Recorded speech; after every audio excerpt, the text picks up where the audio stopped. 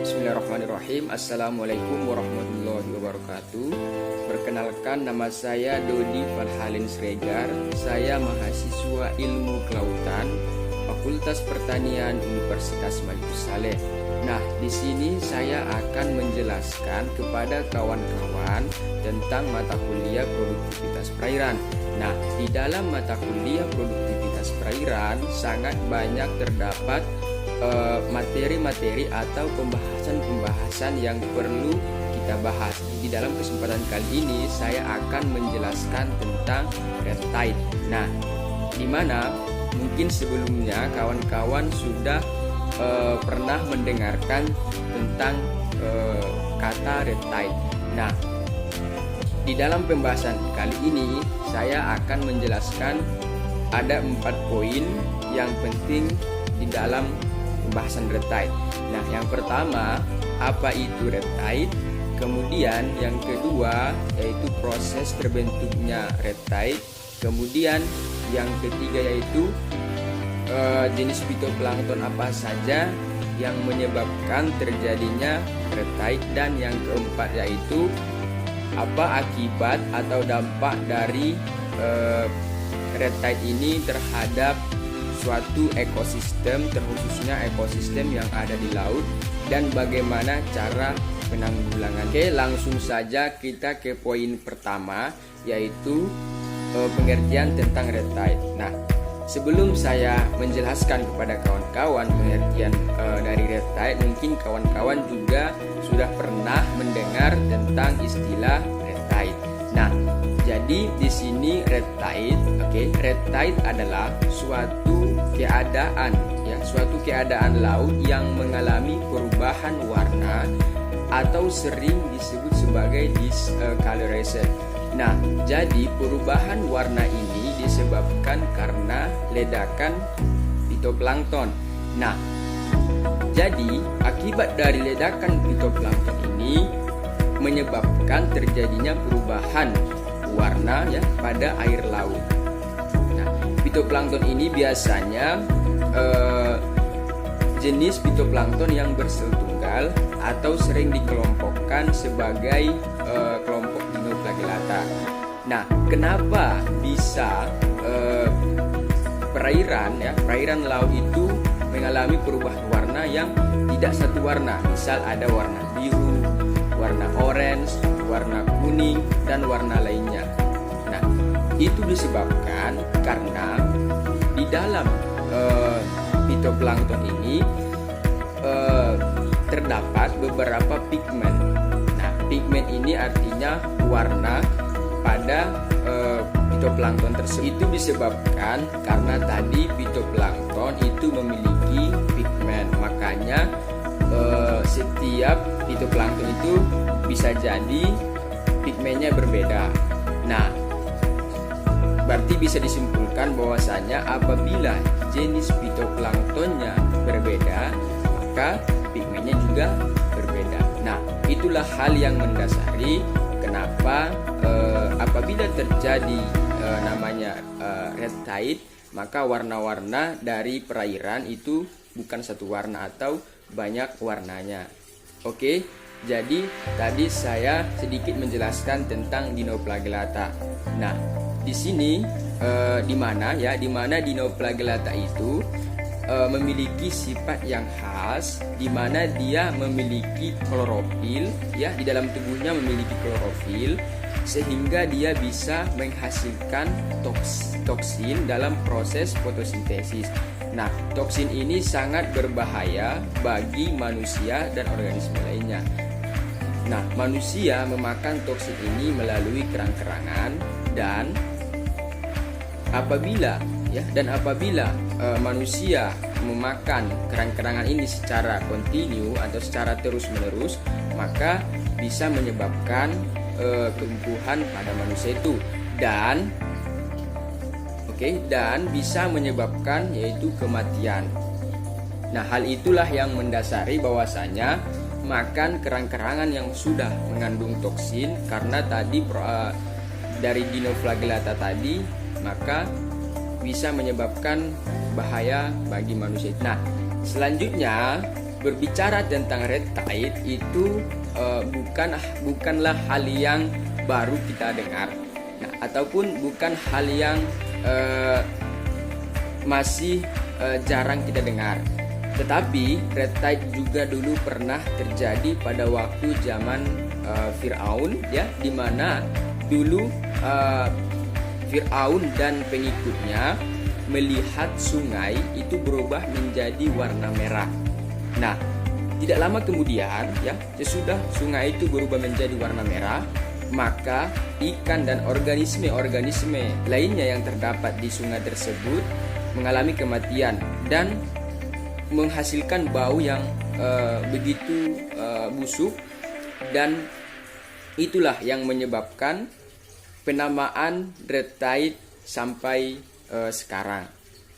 Oke, langsung saja ke poin kedua, yaitu proses terjadinya red tide. Oke, untuk memahami proses terjadinya red tide, yaitu kita dapat mengkaji dari proses rantai makanan yang terdapat di dalam air. Oke, tumbuhan yang terdapat di dalam air maupun di darat itu pastilah melakukan yang namanya fotosintesis.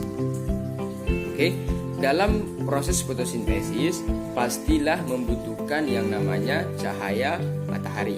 Nah, kalau di laut, ya, tumbuhan sering disebut sebagai yang namanya alga. Nah, alga juga terbagi menjadi dua. Yang pertama ada makrokopis dan mikrokopis. Makrokopis contohnya itu rumput laut, dan mikrokopis contohnya yaitu fitoplankton dan jenis lainnya.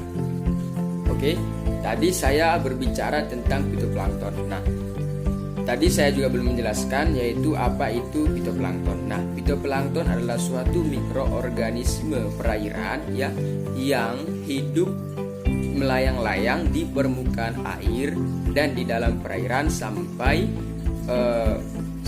batas matahari bisa masuki perairan. Kemudian, ya, dari segi pembagiannya fitoplankton juga dibagi menjadi dua.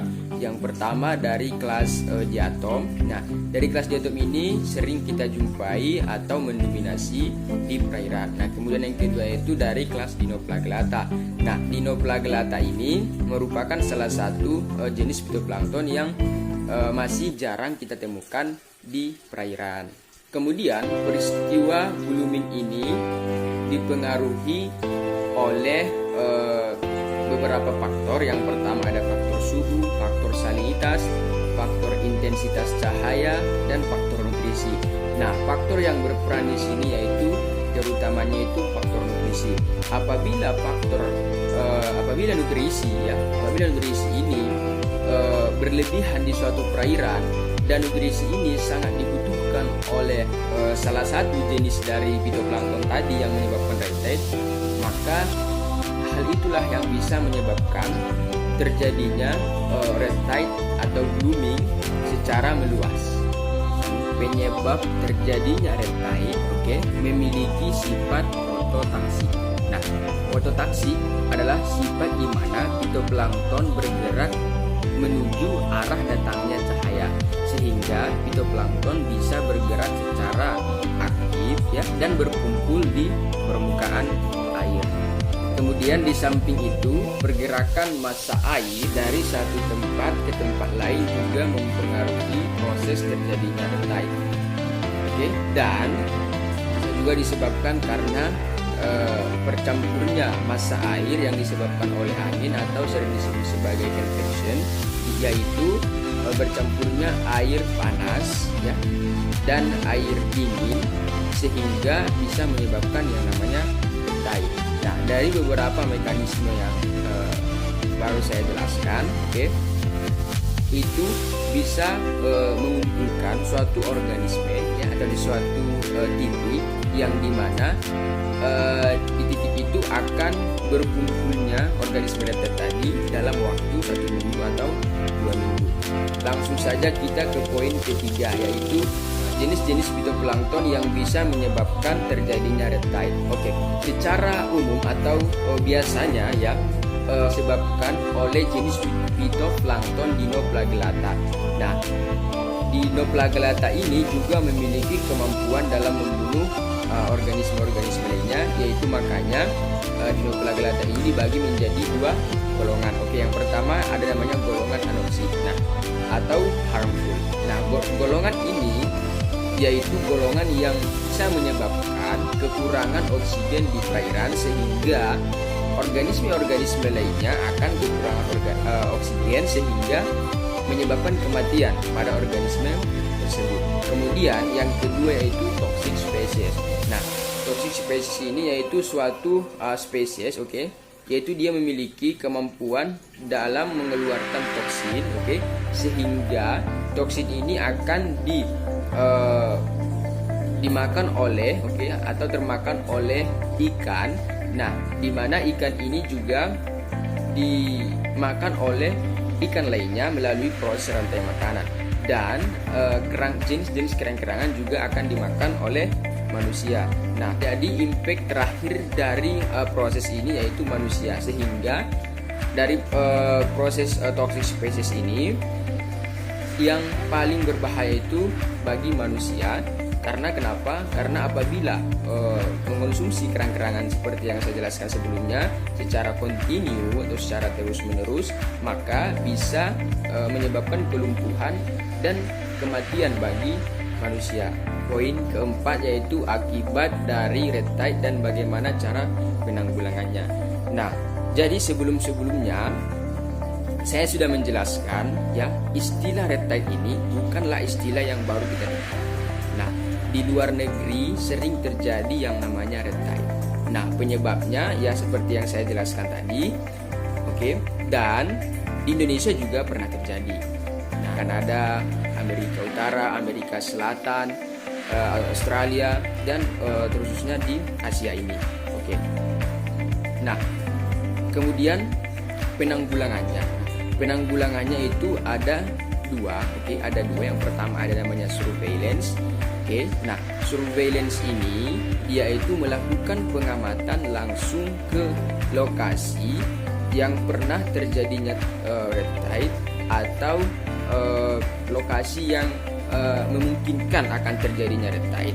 Nah, di mana di sini dalam pengamatan ini yaitu menggunakan kerang-kerangan. Nah, kerang-kerangan ini diamati berapa banyak kandungan toksitas dalam tubuhnya.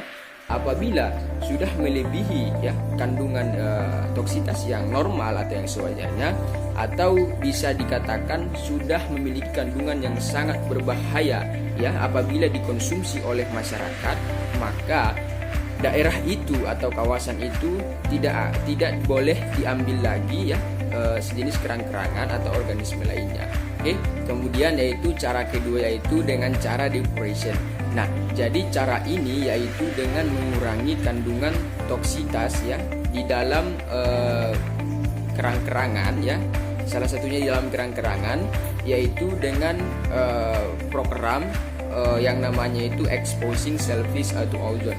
Nah, jadi program ini dimana dengan menyediakan oksigen yang cukup di suatu perairan. Nah, kemudian ada juga mungkin bisa dikatakan dengan secara tradisional yaitu dengan merendam kerang-kerangan yang sudah tercemar oleh toksisitas, di air atau di suatu wadah yang dimana airnya belum terkandung toksisitas sebelumnya. Nah, tapi hal ini membutuhkan waktu yang cukup lama. Nah, jadi saya sudah menjelaskan tentang red tide. Nah, dalam red tide ada 4 poin. Yang pertama pengertian red tide, kemudian yang kedua proses terbentuknya, kemudian yang ketiga yaitu jenis fitoplankton yang sering menyebabkan atau penyebab dari red tide, kemudian yang keempat yaitu dampak dan bagaimana cara penanggulangan dari terjadinya red tide.